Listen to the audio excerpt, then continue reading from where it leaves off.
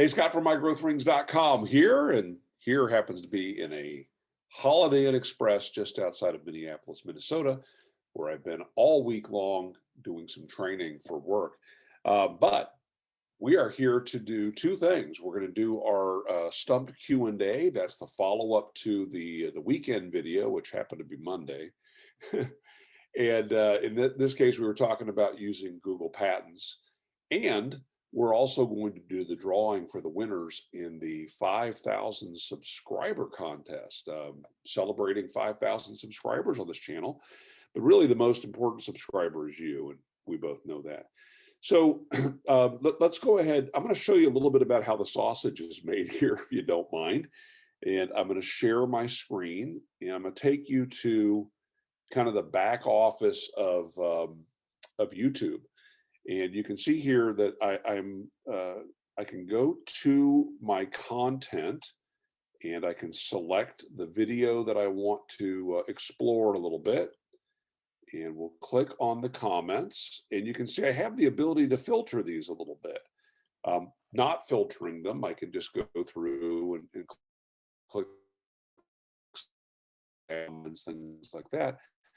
But if I sort just the one contain questions. Now, every question that as a comment on a video relates necessarily to the topic of that video. So usually my internet connection is unstable. Not every comment or question necessarily relates to the topic of the video. So I typically try to scroll through these things and find the ones that are specific to the topic of the video. Since we're here together, we'll just take a look at all these. Did Shopsmith make any effort to protect the patents with tiny changes or modifications to extend the period through renewals? Mostly no. If you remember that the Shopsmith line of tools were manufactured by several companies. So the product line was bought and sold. And in many cases, they were sold before the patents expired. And in some cases, they made little improvements that really weren't unique enough to be patented. I commented here about, for example, there were bronze bushings as the auto track bushings or bearings on the bandsaw that were eventually replaced by ball bearings. Well, that's not patentable, but still an important upgrade. They did improve guards, the dust chute, the upper saw guard on the 510 model Mark V, which is now being used on the Mark VII and on the 520. The feather guard on the jointer, that was an upgrade that was in fact patented, but oddly enough, the jointer was never patented. So yeah, not so much. Who doesn't enjoy digging through, love digging through patents? I don't know of anybody. I made a comment about the crank on the 12-inch planer, and this gentleman, Tim, asked, well, why does that interest you? It caught me off guard, to be honest. As I'm scrolling through, I saw the crank and realized, oh yeah, we used to, in our academy, we used to have to hand crank lumber through that planer. And you know, what advantage to that is if you get to a knot or some grain that reverses direction, you could slow it way down. But man, did that suck.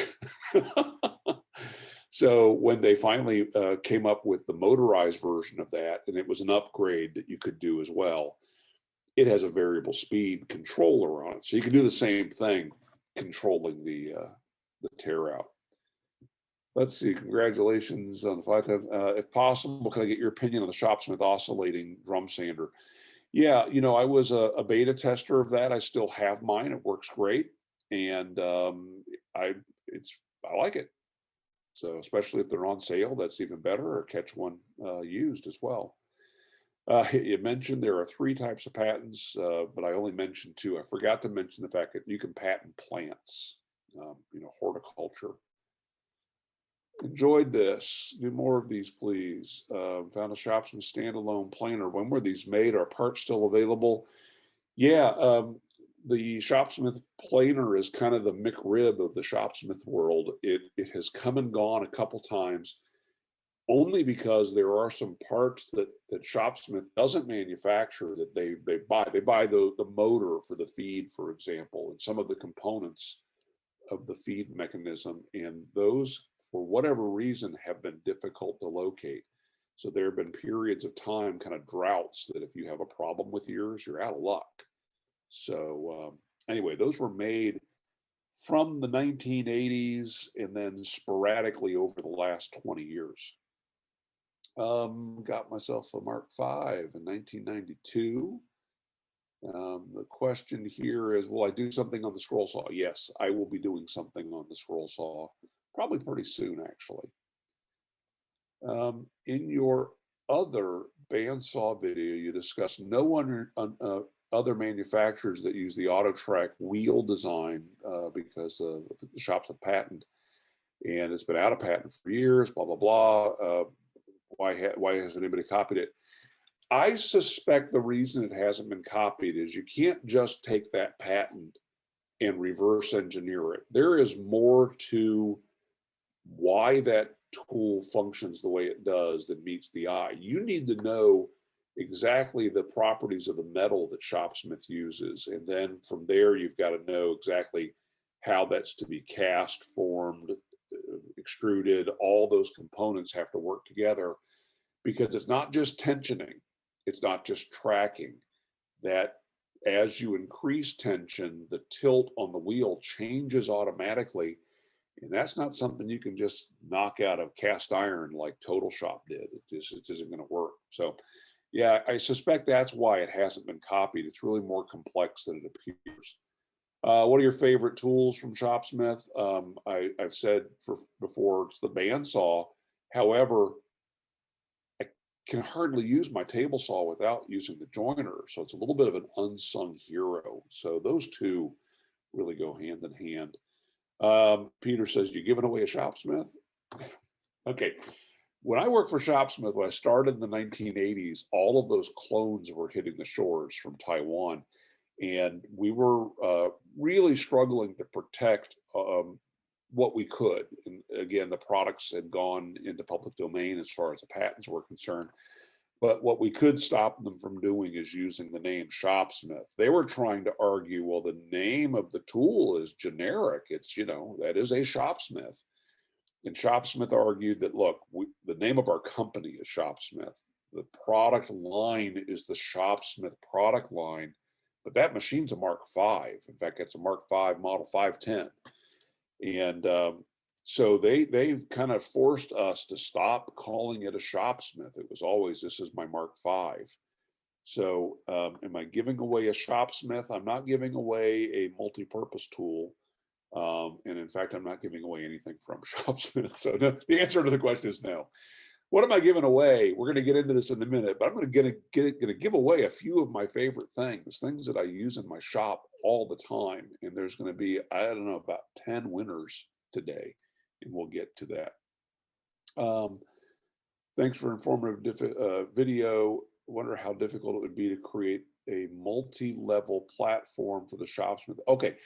This is a question about how difficult would it be to build a base that would allow the table saw to be lower and the lathe to be higher, and then really any of the other tools could be at the height that would be comfortable to you.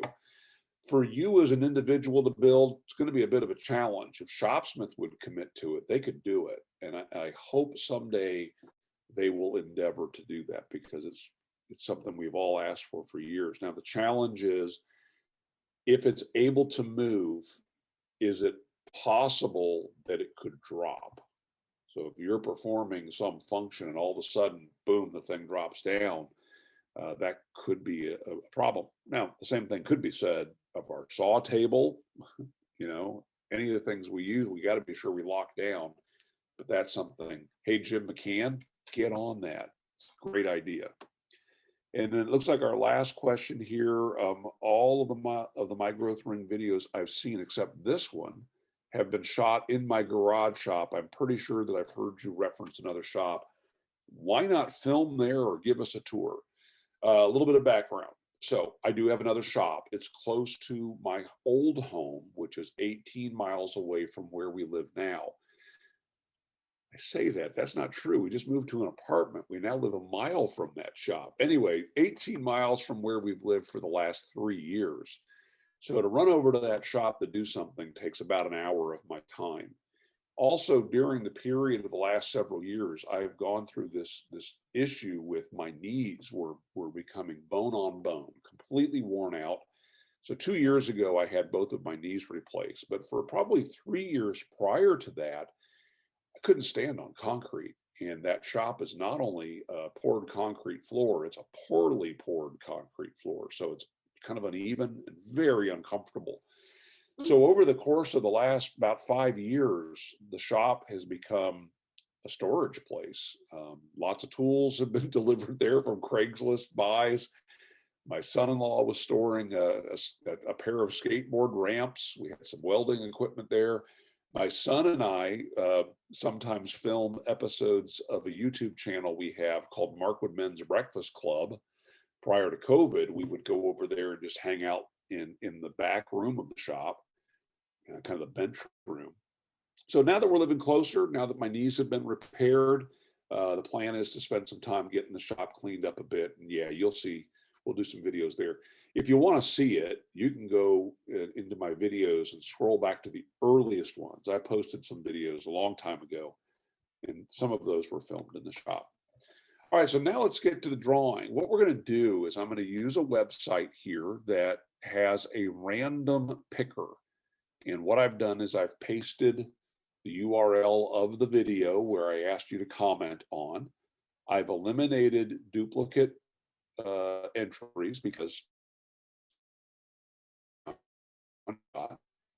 I included if your comment was actually a comment on someone else's post or comment, I've included that. And then I added in 90 channels. We now have 90 channel members. Thank you, guys. My internet is unstable. Hotel has unstable internet. Anyway, 90 channel members. So thank you very much for your support. So we now have, 92 entries. So what I have to do now is I have to click that. That is bringing in the comments from that YouTube video. So now we have 160 plus 92 entries. And then we're going to click start. Now here is what I need you to do. If your name comes up as a winner, I need you to send me an email. My email address is my name. That's scottmarkwood@gmail.com. SCOTTMARKWOOD. And yes, my name, my name's Markwood. As in, how much wood could a Markwood mark if a Markwood could mark wood? Okay, so send me an email with your actual name. I know some of you, your channel names aren't really your names, and your address. And with the exception of one of our prizes here, I'm going to jump on Amazon. I'm going to place an order and send it to your address. So you're going to get something brand new. I have one item that's been used in my shop one time that I'm going to gift to one of you. So let's start a few of my favorite things. So beginning with those Econo upgrade casters. I talked about this on a video that covered, I think the title of it was the Econo versus Premium Wheel Upgrades. And in that video, I put the 3-inch Shopsmith premium casters, and I had been using some 2-inch casters that I got from Amazon. And I need to do an update video and let you know the facts. I prefer the 2-inch casters. I really do. All you got to do is pull the old casters off and snap the new casters in. There's no moving of them, drilling the legs and all that jazz. So here we go. I'm going to send 4 of those casters, enough to do 1 Mark V or other accessory, to BW Strong 1. Okay, so this gentleman or lady, I don't even know, happens to not only be a channel member, but is also one of the chairman of the board. So one of the highest level contributors. Thank you very much. These folks make it possible for me to justify doing the weekly follow-up. For lots of reasons, those videos don't get as many views. And it was really, really hitting me in the ad revenue. And This is part of the reason why you do these things on YouTube these days. So anyway, thank you, channel members, all of you. So the next item, next prize is a pair of these LED lights. These plug into the wall. They have a magnet on the back, and you can stick them all over the place. You can stick them on the Mark V headstock on the steel belt cover. They can go on the bandsaw. There's a place on the back of your aluminum bodied bandsaw that is a steel post where it goes through and supports the tensioning mechanism. And I really like these lights. So a pair of these is going to go to, let's pick another winner. Henry Foster. All right, congratulations, Henry.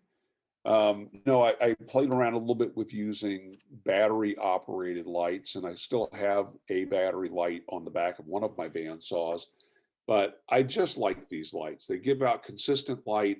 There's no battery to wear out. I do have to have an outlet nearby to use them, but they put out a ton of light, and I can't use them for the videos because they really wash out the video. But when the camera's off, guys, these are the lights I'm using. So I highly recommend them. All right, so the next item is I'm going to give away one of my favorite Shopsmith toolboxes. This is a 5/32 hex wrench. Some call them Allen wrenches. After quite a search, I tried a bunch of them. I tried one that Adam Savage swears by, but I like having two ends on an Allen wrench. I like to be able to have a long reach. These are 9 inches long, but I also like having the short reach and being able to use the 9-inch side for torque. So I'm going to give one of these away to 2 different people. So the first one is going to go to Brian Lucas. I'm pronouncing it Lucas. Thank you very much, Brian, for commenting on a video. And then the next winner is going to be, I don't know what that pop-up is down there. We'll get rid of that. This one's going to go to David Johnson. All right, David is a channel member. A lot of channel members here, 92 channel members. So congratulations, David. Okay, next, spec tape. Spec tape is one of the 2 forms of double-sided tape that I use regularly.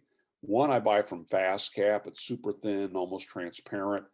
And if I need to make somewhat of a permanent bond, I use the Fast Cap version because it cures over time and really gets strong.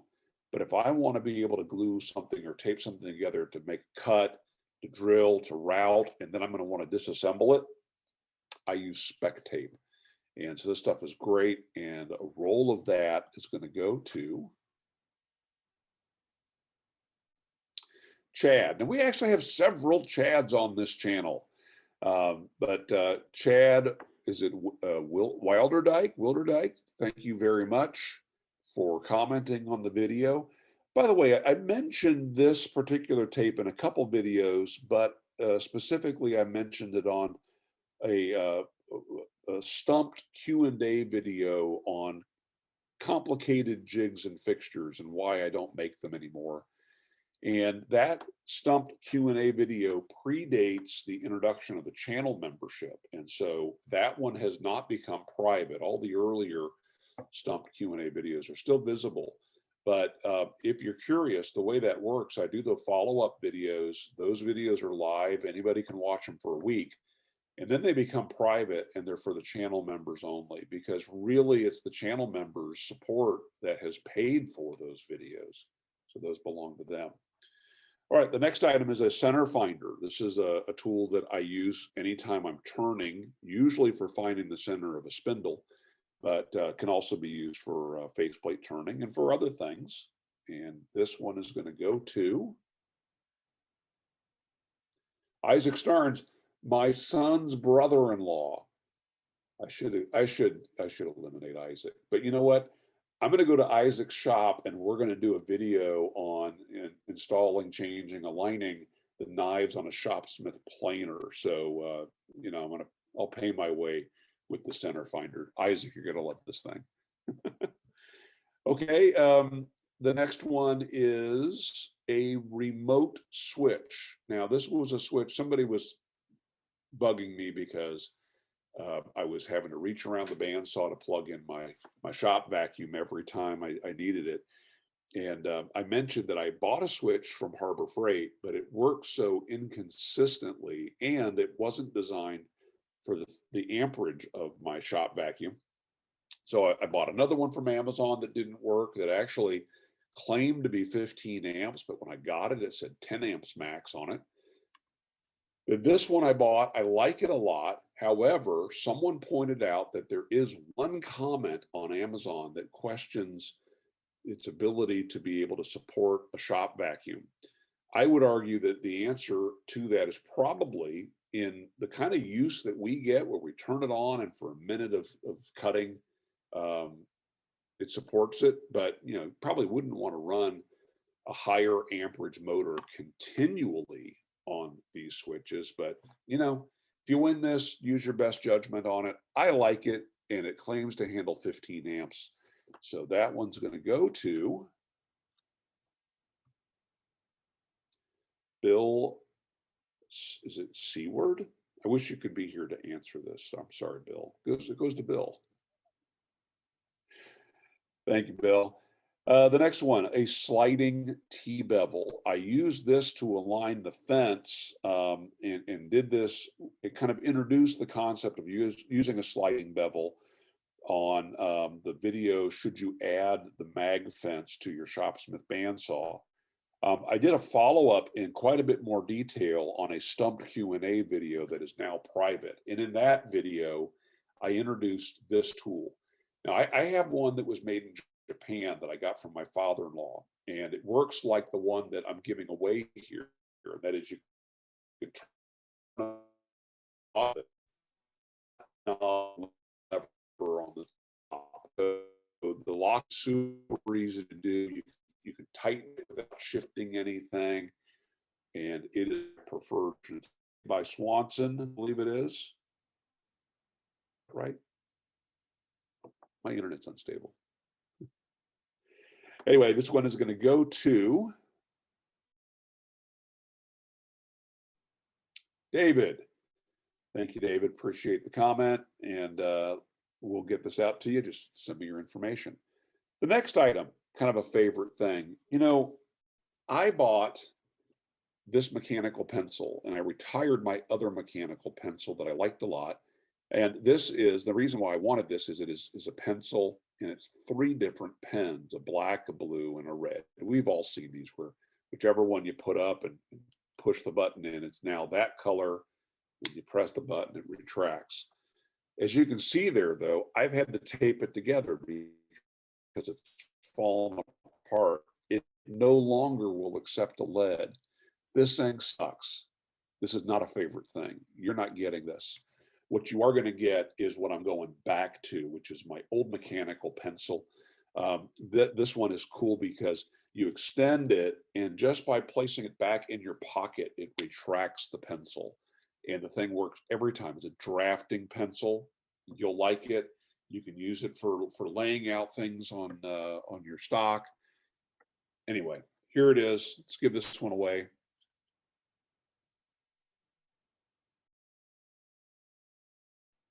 Jeff Taylor. All right, so Jeff, you're gonna like this thing.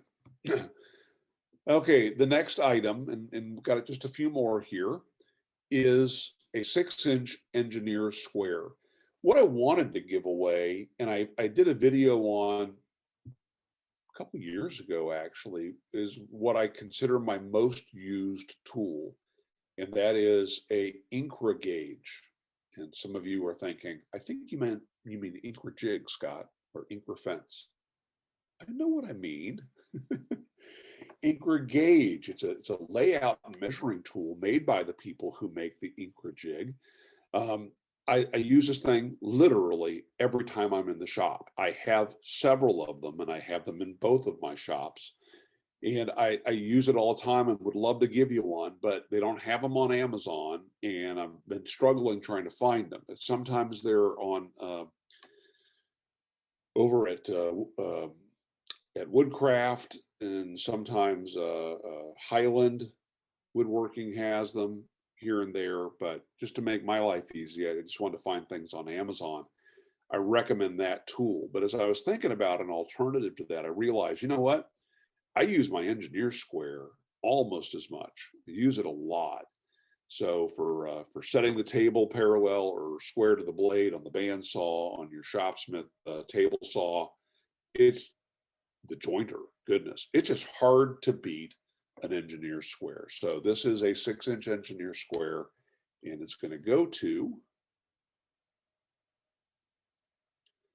Andre Carpenter. That's a fancy name, Andre.